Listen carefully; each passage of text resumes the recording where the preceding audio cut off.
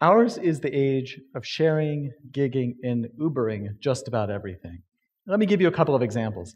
When you leave here tonight, maybe you will get on your Uber app and you will get someone to take you home in their personal car. Let us imagine that you decide to go on vacation. Maybe you'll go on to Airbnb and stay with someone in their own home while they're there. These are things we didn't do that long ago, but it goes further. Let's say you go to IKEA and you buy your child some furniture, and you want to facing putting together a crib. You don't have to learn how to use that Allen wrench anymore. You can go on to TaskRabbit and get somebody else to do it for you. Let's say you're tired of cooking. You can go on to Blue Plate, and you can get someone to use a shared kitchen, and they will deliver that fresh meal to your door for your family to eat, and you don't have to cook anymore. Now, the interesting thing about all these uses, and a lot of the other uses of the sharing economy, is that they profoundly change the way that we think about the way our economy works and the way we've done business. The other interesting thing is that a lot of them are also illegal. Now, I wrote an article called First Principles for Regulating the Sharing Economy that was recently published in the Harvard Journal on Legislation. And in that, I deal with a lot of the technical issues of this illegality. But I want to focus here today on 4 principles for why you should embrace the sharing economy and ways that it can affect your life. I'm going to call these the core principles: community, ownership, reputation, and equity. So let's start with community. When we think about community, we often think about family, close friends. But in the 70s, a sociologist named Mark Granovetter started thinking about other types of community. And what he was looking at in particular were what he came to call weak ties. These were the people that you barely know. Jane Jacobs, the urbanist, might have called these, in her lingo, hop, skip people, the kind of people that help to bridge boundaries between us. And what he found in his research, and subsequent sociologists have found, is that it's along these weak ties that a lot of information in communities flows. And in fact, the kind of political cohesiveness of our society tends to rest. Well, that's all big thoughts and everything, but I'm going to argue that the sharing economy can be valuable because it provides us these opportunities to make weak ties in communities. Let me give you an example. My family, we rented an Airbnb in a single-family residential neighborhood in Bend, Oregon. And we go there, and we're at the park with my 2-year-old daughter at the time. And we start talking to another guy who's there, who lives there and has a 2-year-old. And we start talking about how hard it is to find a place to go with kids, a place to go out to eat. And he tells us about this little pop-up beer garden that has come up across town where there's food trucks and everything. And he says, it's a great place to go. You should go there. We go, we have a great time. It was perfect. That was the kind of information that wasn't in the tourist books that we wouldn't have found out ourselves. But it was that weak tie that provided us the information to have a little bit of a better time. That's the kind of community building that the sharing economy can really facilitate. But there's another issue of community that we really need to think about. Let's say that instead of just us being there at the playground, there were 15 people that were vacationing in that single-family residential neighborhood, okay? And we were all there with our 2-year-old daughters, and he comes with his 2-year-old daughter. Well, now suddenly, it's not the same type of experience that he was expecting when he went to the playground, right? So one of the issues as we think about these types of uses that allow us to engage in the communities that we visit is that we have to think about the effects on the communities that we are visiting. So while the sharing economy can provide us great new opportunities through things like weak ties to find new ways into the community, we also need to think about the types of effects that we have on established communities and make sure that we're protecting them as well. Okay, so that's community. Now, let's talk about ownership. Americans, we love to own things, right? Let me give you a couple of examples about how the sharing economy can change our emphasis on ownership to an emphasis on access to owning collective goods. Okay, so let's say that you're working in your wood shop and you're trying to make a piece of furniture, and you find out that halfway through you need some sort of specialty sander.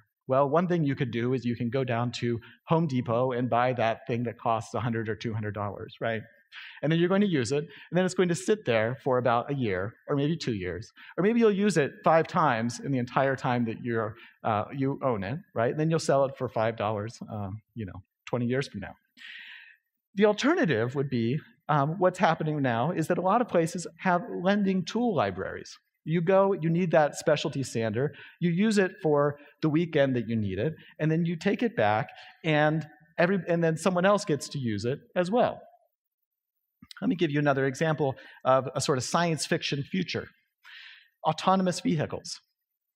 When we think about autonomous vehicles, which are probably going to be here sooner than we imagine, in another decade or two, right?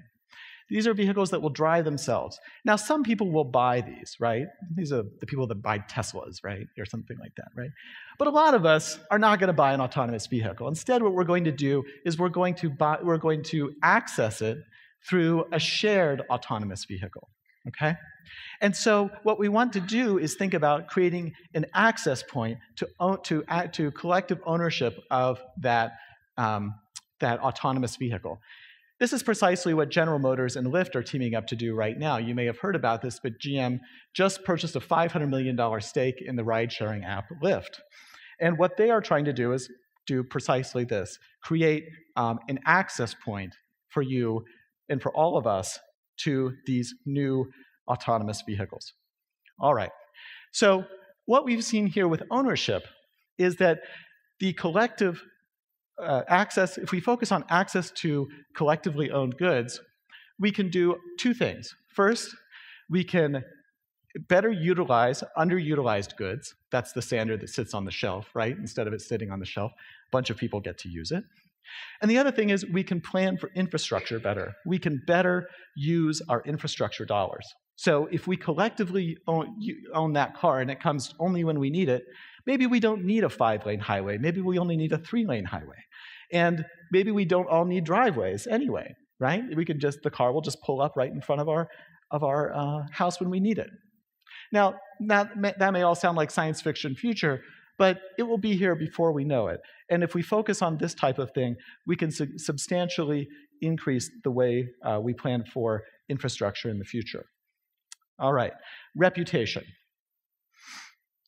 When we think about reputation, we know that it's an important part of business, right? But the reputation in the sharing economy is all. It is everything.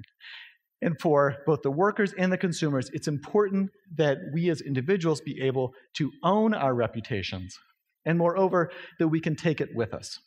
So, what does that mean? If you decide to use a sharing economy use, like say you decide to hire a driver to take you from point A to point B on Uber, okay? You're going to rate that person, right? You're going to give them 5 stars, right? Great job. They got me there on time, right? And they're maybe going to rate you. Maybe they'll give you 4 stars because you weren't such a great conversationalist or something, right? Well, maybe in that one rating, there's some variation.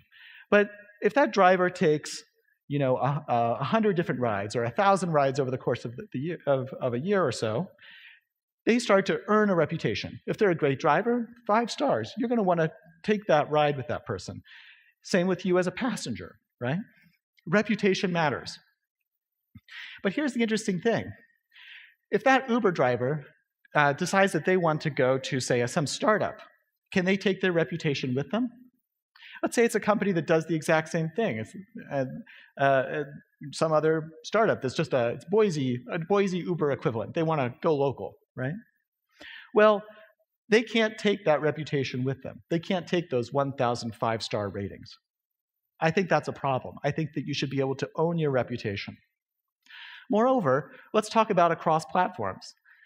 You want to hire that person to come and assemble your baby's crib.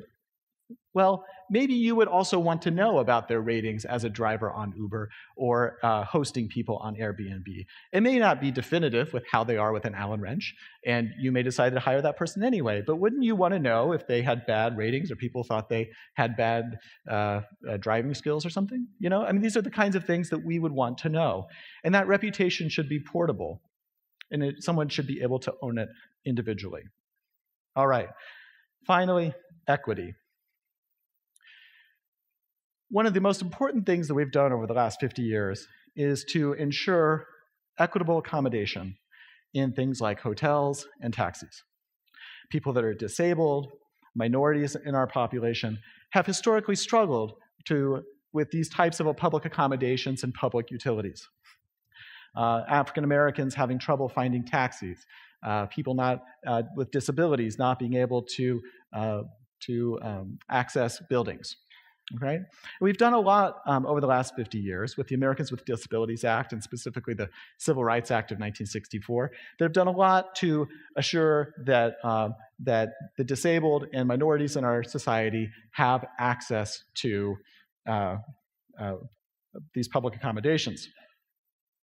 But there is a lawsuit in California right now where a number of blind individuals have alleged that they've had a really hard time getting rides with ride-sharing companies like Uber and Lyft because drivers do not want to have their dogs, their dogs, in the cars with them.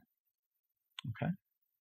At the same time, a recent study out of Harvard University has found that those with African American names on Airbnb have had a much harder time securing a place to stay through the site than those with non-African American sounding names.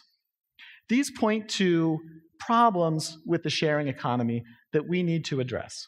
I would argue that while the nature of the regulations to ensure equity may be difficult for us to think through, they're important to ensure that equity remains viable in this new economy that we're creating. So these are the core principles, right? These are the core principles, and if we follow through with these, and we make the core principles part of the way that we think through the sharing economy, we can make sure that we have not only new opportunities for the sharing economy, right, a new way of doing business, but one that is equitable and can actually revolutionize our lives. Thank you.